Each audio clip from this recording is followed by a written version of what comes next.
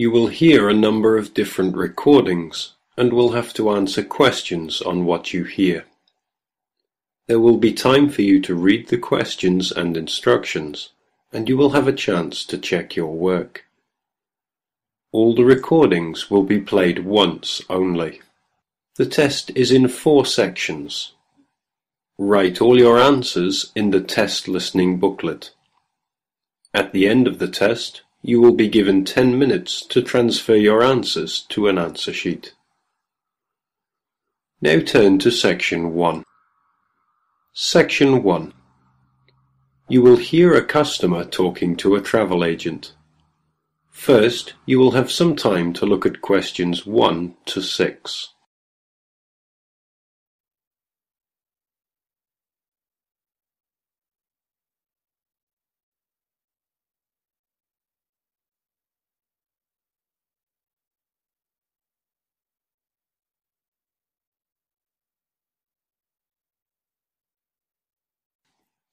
You will see there is an example which has been done for you. On this occasion only, the conversation relating to this will be played first. Hello, welcome to the travel depot. How can I help you? Well, I'm looking for a reasonably priced holiday. I went to South Africa for a month last year, and I'd like to see North America this time, maybe Canada. The customer says he went to South Africa last year, so the correct answer is C. Now we shall begin. You should answer the questions as you listen, because you will not hear the recording a second time. Listen carefully and answer questions 1 to 6. Hello, welcome to the travel depot. How can I help you? Well, I'm looking for a reasonably priced holiday. I went to South Africa for a month last year, and I'd like to see North America this time, maybe Canada. But I'm also interested in Europe if the prices to Canada are too expensive. I'm on quite a tight budget, you see. Well, you could go to Europe, but I'll get some prices for Canada first. I've been to Vancouver. It's lovely at this time of year. And we have some special offers on at the moment. Okay, well, I have some relatives over in Vancouver, so that would be good. I can always travel around Europe next year. Besides, it may be a bit too hot for me at this time. Right, let's have a look at some prices then. When would you like to go? Sometime at the end of next month if possible, but I'm quite flexible any time between the 24th and the 31st. I'd like to go for 3 weeks. Well, there's lots of availability for those dates. Now, if you're concerned about the cost, it's cheaper if you don't mind not flying direct. Sorry, what do you mean? Well, if you don't mind changing planes, then it's cheaper. Oh, well, I don't mind changing planes. In that case, the cheapest flight I have leaves on the 25th and changes in New York. It's only a short stop. You'll be in the airport for 2.5 hours. How does that sound? Sounds good, but what's the price? That's £412 for a return flight, but that doesn't include airport tax. Would you like to arrange any accommodation? No, I have a cousin I can stay with. All I need is the flight, so I think I'll take that one. Right, I'll just check availability for your return. 3 weeks, did you say? Yes, that's right. Okay, well, there are seats available on the 14th or the 15th. Which one would you prefer? The 14th sounds good. Yes, from the 25th to the 14th sounds fine. I'll reserve that for you then. Can you tell me your name, please? Jim Jackson. Is that Jackson? That's right. And can I take an address and contact number? Yes, it's 10 Allen Road, Oldham. Do you want a home number or my mobile? Either's fine. Well, my home number is 0151 433 398. Okay, so you're booked on flight number VN217 to Vancouver, leaving London Heathrow at 11:35 in the morning on the 25th and returning on the 14th. So that's 20 nights. Now, one more thing. You now have some time to read questions 7 to 10.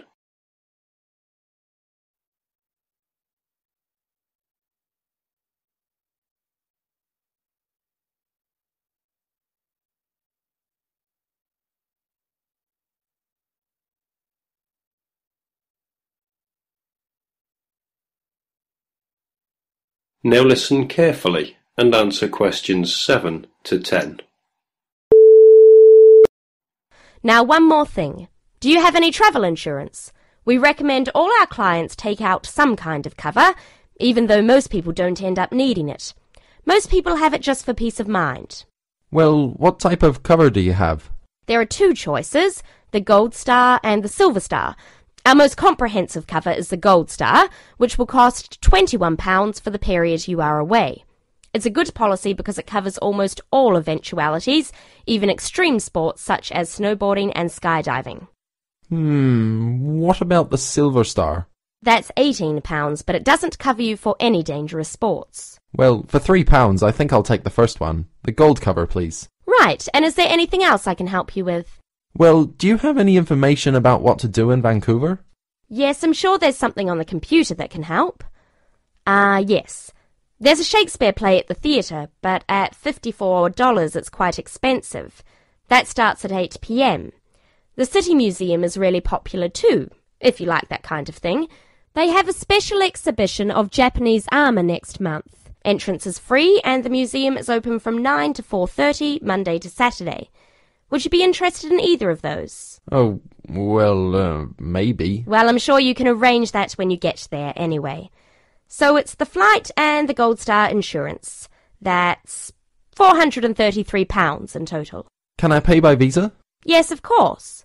If you start... That is the end of section 1. You now have half a minute to check your answers.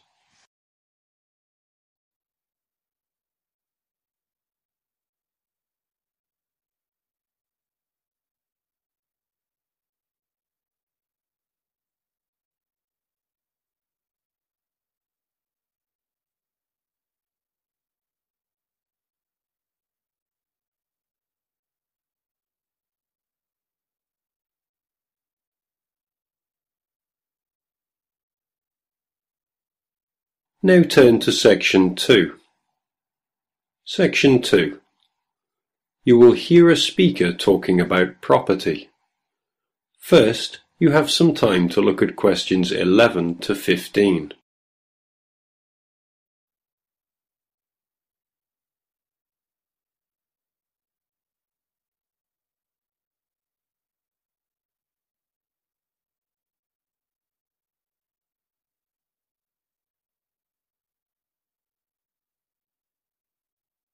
Now listen carefully to the first part of the talk and answer questions 11 to 15. Thank you very much for inviting me here today. I understand that you all own your own home, and some of you may be interested in buying additional property here in the city, so I hope you will find the information I am going to share with you useful and informative. I'm going to talk about the situation with property here in the city. The city centre of any area is obviously going to have the highest prices, and as more and more people are competing for houses in this area, both renting and buying are becoming increasingly difficult. It is most people's dream to one day own their own house. House ownership gives us a feeling of having achieved something, and we can see clearly what we have worked so hard for all our lives.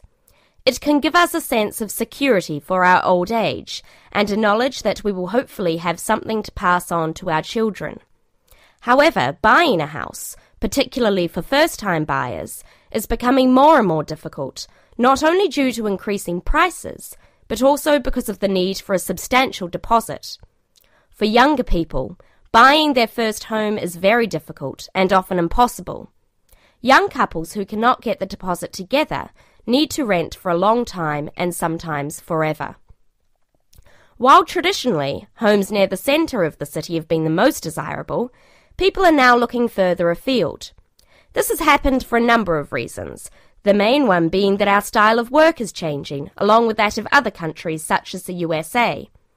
In certain professions, for example sales and computing, it is no longer necessary for people to be based in an office full-time. More and more people are beginning to work from home, which means they can avoid the hustle and bustle of rush hour traffic jams into work and have more freedom to choose to live in a more rural and peaceful location.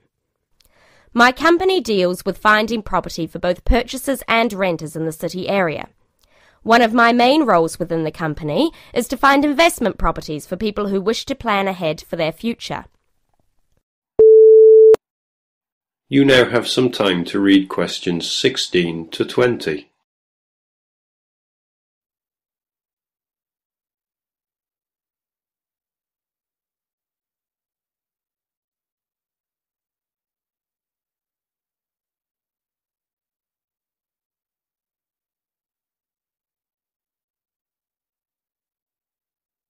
Now listen carefully and answer questions 16 to 20. An investment property is usually at the cheaper end of the market. People buy investment properties not to live in, but in addition to their own home in order to rent it out to other people. The advantage of putting your savings into property for the future is that you can be pretty certain that, as a long-term investment, your money will safely increase in value in line with inflation. Many people are turning to property investment instead of pension schemes, as we hear the horror stories of countries such as the UK, where people have invested all their lives into their pension schemes to find that now their money is relatively worthless. Houses automatically earn what is known as capital gains. That is, for every year you own the property, it becomes more valuable and often gives a better rate of interest on your money than most banks do. However, that is not to say there are no risks. There are people who buy property when the market is high and prices are inflated beyond their true value, only to find that when the housing market slows down, they are in a state of negative equity. Negative equity is a situation that arises when you owe more for the house than the house itself is worth. In short, the best advice is to be aware of the ups and downs of the housing market. Property investment, if handled correctly, can be enormously satisfying. I hope that this has given you an insight into the basics of the property market. Thank you for listening. Please raise your hand if you have any questions and I will try to be of assistance.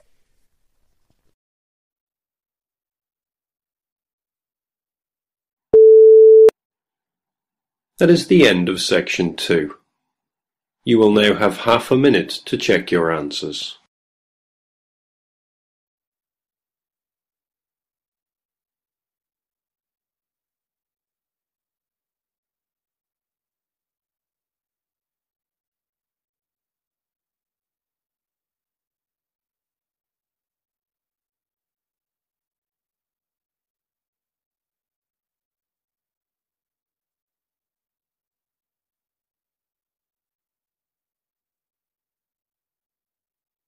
Now turn to section 3. Section 3. You will hear two people talking on a radio show. First, you have some time to look at questions 21 to 24.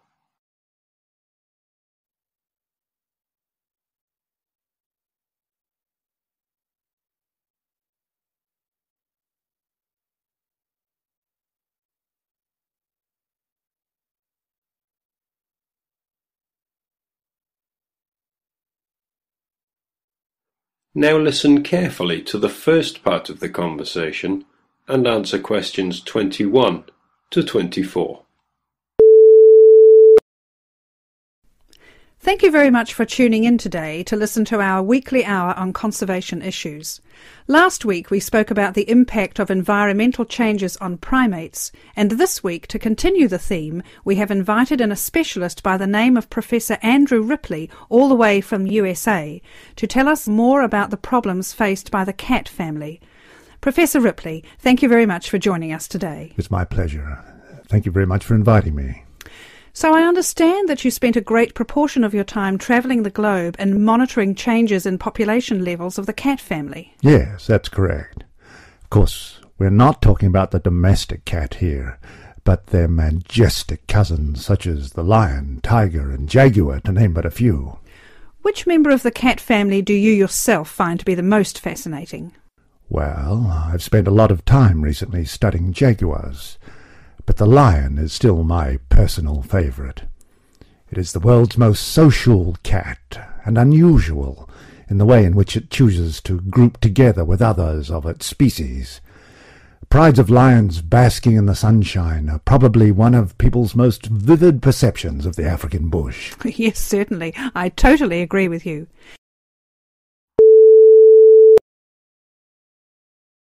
You now have some time to read questions 25 to 30.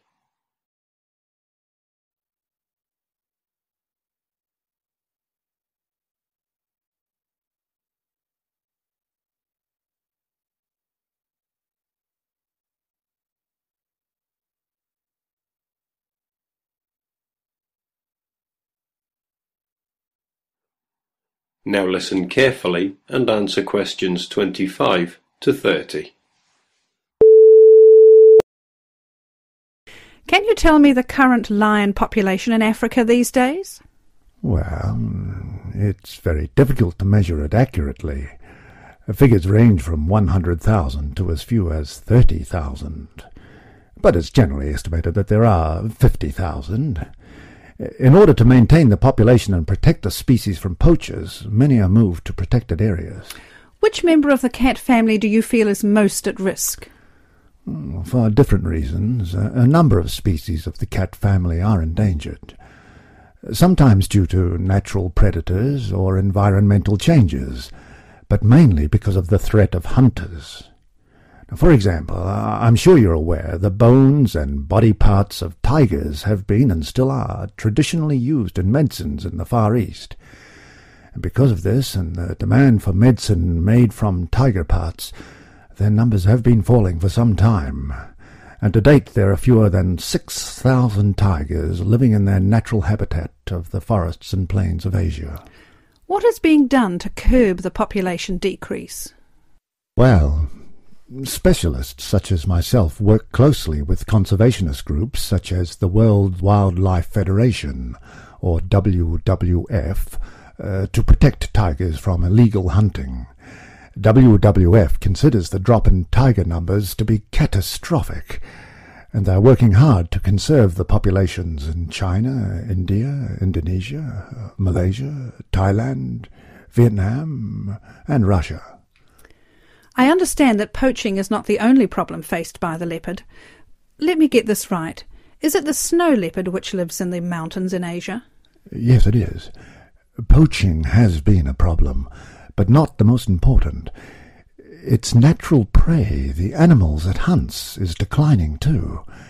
Its natural habitat in high-altitude areas, specifically the pastures, is threatened by the growth of agriculture. It is this that is causing the main problem for the snow leopard. It is going to be extremely difficult for numbers to recover, but again, the WWF has been working hard to continue to fund projects to aid the snow leopard in Nepal and Pakistan, and hopefully Bhutan very soon. Well, this is fascinating information you are giving us, Professor. We are just going into a short commercial break. When we come back, I have a few questions for you about the puma and the jaguar. Remember, listeners, there will be an opportunity to phone in and voice any opinions or questions you may have for the Professor in 10 minutes.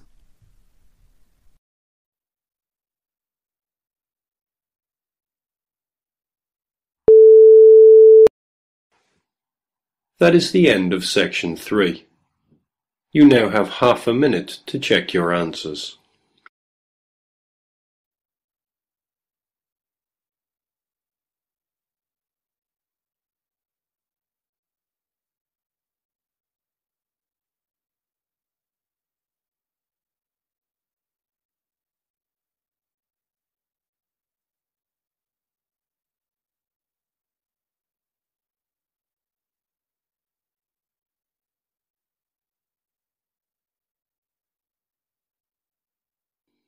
Now turn to section 4.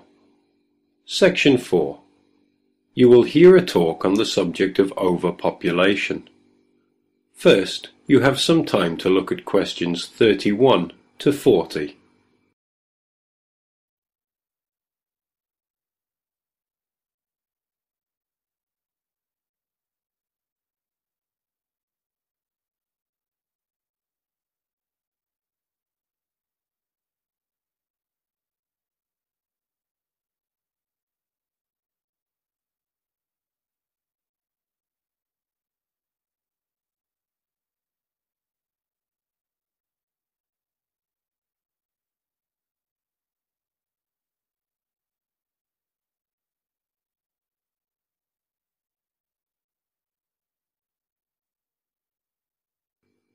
Now listen carefully and answer questions 31 to 40. Good afternoon.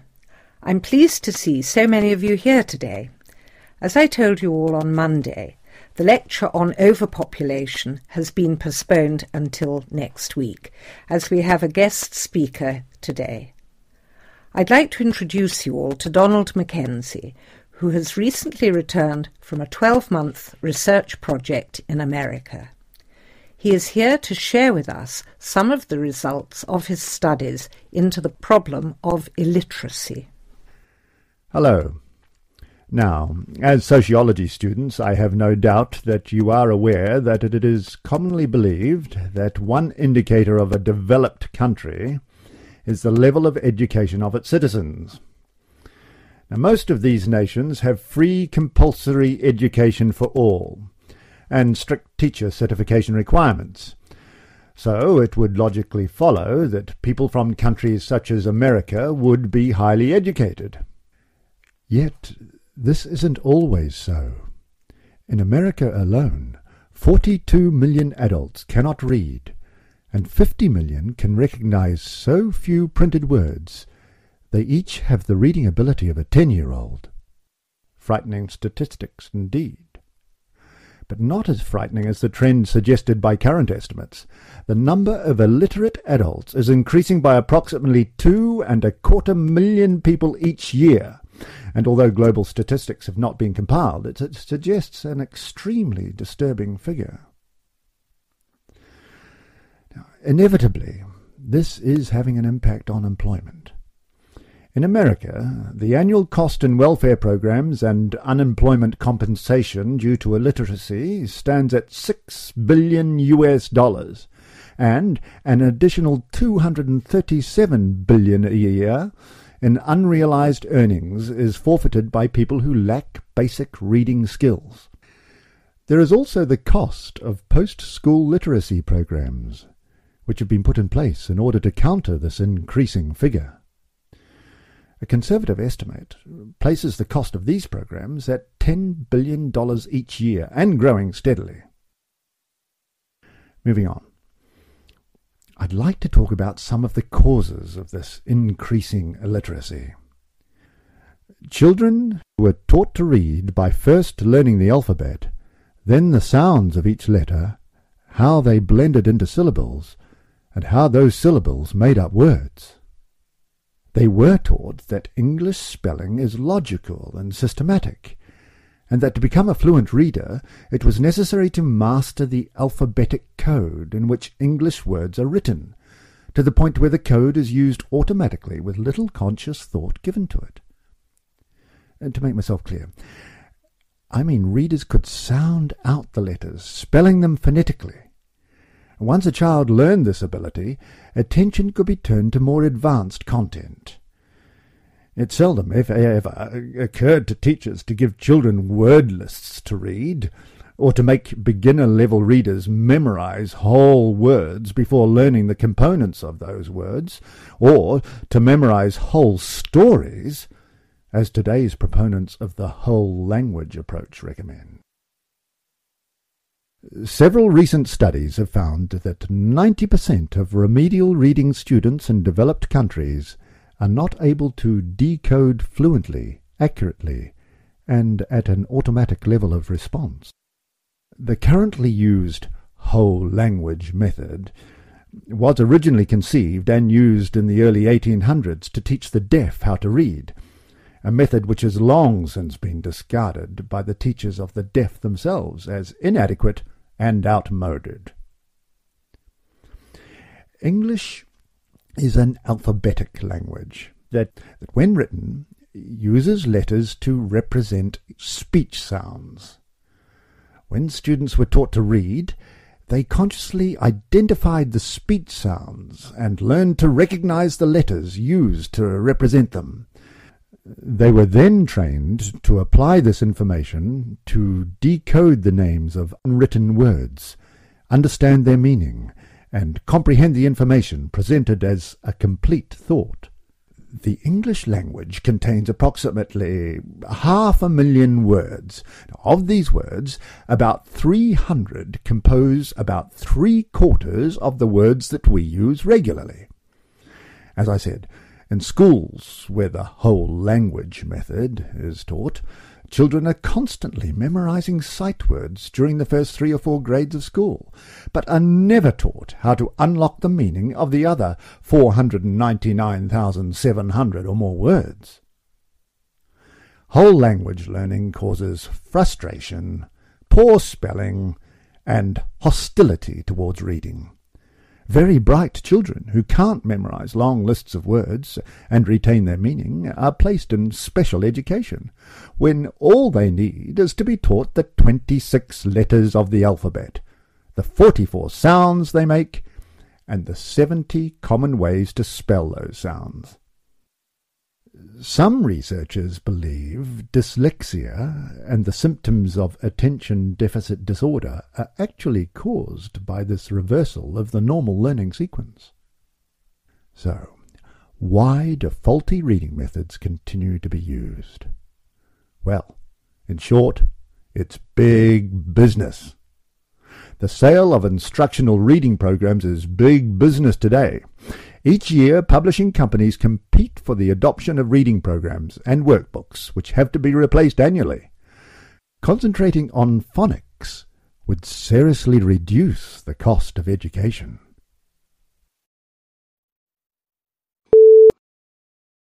That is the end of the listening test. In the real